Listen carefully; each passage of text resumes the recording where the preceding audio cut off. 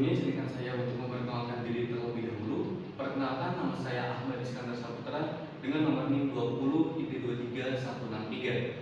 Di sini saya akan mempresentasikan pengembangan media poster edukatif berbasis ilustrasi visual pada materi penampakan alam di Indonesia untuk siswa kelas 5 Madrasah Ibtidaiyah. Alasan saya memilih media ini berawal dari kondisi pembelajaran IPA di sekolah dasar maupun madrasah. Pembelajaran masih banyak menggunakan metode ceramah dan buku teks sehingga siswa itu masih kesulitan untuk membayangkan penampakan atau bentuk penampakan alam di Indonesia. Karena pada dasarnya itu kelas 5 di MTSD itu masih berada pada tahap konkret menurut Piaget, yaitu mereka lebih mudah memahami materi jika disajikan secara visual ataupun gambar. Oleh karena itu, saya mengembangkan media poster edukatif ini yang menyajikan ilustrasi penampakan alam yang sangat menarik sehingga siswa dapat memahami materi dengan jelas dan lebih mudah, sekaligus untuk meningkatkan minat belajar para siswa. Dan untuk tujuan pengembangannya, tujuan media ini ada 3. Yang pertama adalah menghasilkan media poster yang layak digunakan dalam pembelajaran IPAS, dan yang kedua untuk mengimplementasikan media tersebut kepada siswa kelas 5 di Madrasah Ibtidaiyah, dan yang ketiga mengetahui bagaimana sih terlaksanakan pembelajaran serta respon siswa terhadap media yang telah kita buat di sekolah tersebut. Untuk deskripsi produknya, saya menggunakan peta penampakan alam Nusantara. Di sini nanti terdapat gunung, dataran tinggi, dataran rendah, sungai, danau, laut, pantai, dan lainnya. Di sini nanti para siswa menyebutkan berbagai penampakan alam seperti gunung, itu untuk kegiatan sehari-hari itu seperti apa, dataran tinggi itu kondisi lingkungannya itu gimana, terus dataran rendah itu seperti apa, menanam apa, terus sungai dan danau, kehidupan masyarakat di situ itu untuk mencari nafkah itu seperti apa, laut, pantai, dan lainnya. Dan untuk landasan teori, pengembangan media ini didasarkan pada beberapa teori. Yang pertama adalah dual coding theory dari Bavio yang menjelaskan bahwa informasi lebih mudah dipahami apabila disampaikan melalui kombinasi gambar dan teks. Yang kedua adalah cognitive theory of multimedia learning dari Mayer yang menjelaskan bahwa menggunakan kata dan gambar secara bersamaan itu dapat meningkatkan pemahaman para siswa. Selain itu, saya juga memperhatikan karakteristik siswa MI yang menyukai warna-warni, menarik, ilustrasi sederhana, dan pembelajaran yang konkret. Pada penelitian ini, saya menggunakan model ID yang terdiri dari 5 tahap. Tahap yang pertama adalah analisis, tahap yang kedua adalah desain, tahap yang ketiga adalah pengembangan, tahap yang keempat adalah implementation di sekolah, dan tahap yang terakhir adalah evaluasi. Model ini saya pilih karena langkah-langkahnya itu sistematis, sehingga pas pengembangan media itu menjadi lebih mudah, dari analisis kebutuhan hingga evaluasi hasil pengembangan media.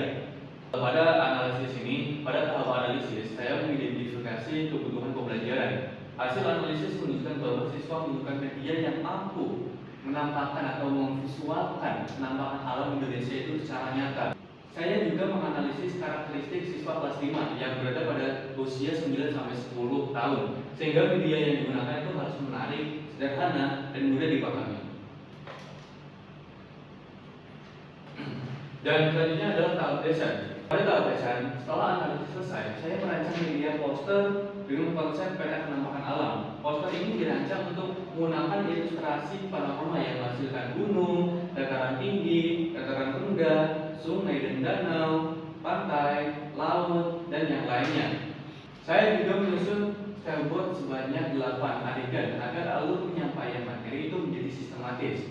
Selain itu, media ini mengintegrasikan nilai-nilai keislaman dan budaya lokal sehingga tidak hanya berorientasi pada pengetahuan, tetapi juga bentuk yang konkret. Dan dalam produk media, berikut merupakan produk media yang saya kembangkan, yaitu poster cetak berukuran A2 dengan orientasi landscape. Warna yang digunakan didominasi menggunakan warna hijau, biru, kuning agar menarik perhatian siswa. Karena pada setiap ilustrasi terdapat penampakan alam, penjelasan singkat, contoh pemanfaatannya, tercap contoh budaya lokal. Di bagian bawah terdapat kalimat refleksi yang mengajak siswa untuk mensyukuri ciptaan Allah dan yang lainnya. Dan untuk tahap pengembangan, pada tahap pengembangan saya mulai membuat desain digital menggunakan aplikasi Canva ataupun Adobe Illustrator. Setelah desain selesai, poster dicetak pada kertas ART paper, kemudian dilakukan uji kelayakan internal atau preview oleh dua orang tempat sejawat. Tujuan tahap ini adalah memastikan isi materi, desain, warna, dan keterbacaan media sudah sesuai sebelum diterapkan di sekolah. Dan setelah itu hasil uji kelayakan. Berdasarkan hasil penilaian preview, media memperoleh rata-rata skor itu sekitar 3,6 sampai dari skala 4, sehingga termasuk kategori layak digunakan. Masukan yang diberikan review adalah memperbesar ukuran beberapa lembar agar lebih mudah dibaca, serta meningkatkan kontras tulisan pada bagian refleksi. Seluruh masukan tersebut saya gunakan sebagai dasar revisi sebelum media itu diimplementasikan. Dan untuk implementasi di sekolah, tahap berikutnya adalah media di kelas 5 pada mata pelajaran IPAS. Pembelajaran diawali dengan mengajak siswa itu mengamati keseluruhan poster ini. Selanjutnya guru menjelaskan setiap jenis penampakan alam secara berurutan sesuai storyboard. Setelah itu dilakukan diskusi, tanya jawab, dan penutup berupa penguatan nilai keislaman mengenai pentingnya menjaga alam sebagai ciptaan Allah Subhanahu wa Ta'ala.